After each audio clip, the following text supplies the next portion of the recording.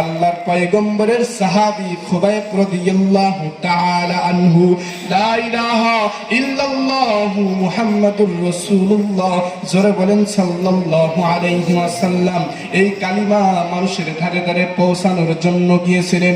মক্কার কাফেররা তাকে ধরলেন, ধরার পরে একটা ঘরের ভিতরে বন্দী করলেন। কয়টা ঘরের ভিতরে? একটা ঘরের ভিতরে। ঘরের ভিতরে বন্দি করে রেখে দিলেন। ওই ঘরের ভিতরে একটা মেয়ে ছিল যার নাম ছিল আসিয়া। জোরে বলেন কি? হযরতে খুবাইব রাদিয়াল্লাহু তাআলা আনহু কি ঘরের মধ্যে বন্দি করে দেওয়ার পরে একদিন, দুই দিন, তিন দিন অতিবাহিত হয়ে গেল। হযরত খুবাইবকে তারা খানাও দেয় না, পানিও দেয় না, খাবার দেয় না।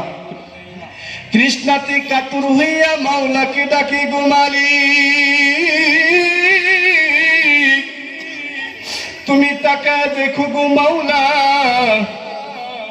আমি খুবাইবকে তারা 3 দিন ধরে বন্দি করেছে, খানাও দেয় না, পানিও দেয় না।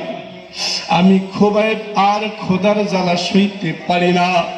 3 দিন পরে হযরত খুবাইব রাদিয়াল্লাহু তাআলা আনহুকে ঘর থেকে বের করলেন। মক্কার ভিতরে মাইকিং হয়ে গেছে, খবর হয়ে গেছে আজকে মুসলমানকে হত্যা করা হবে, মুসলমানকে জবাই করা হবে। ও মক্কার কাফেরের সন্তানরা, তোমরা আসুনি গো, আসো আসো, আজকে মুসলমানের ভবলীলা সাঙ্গ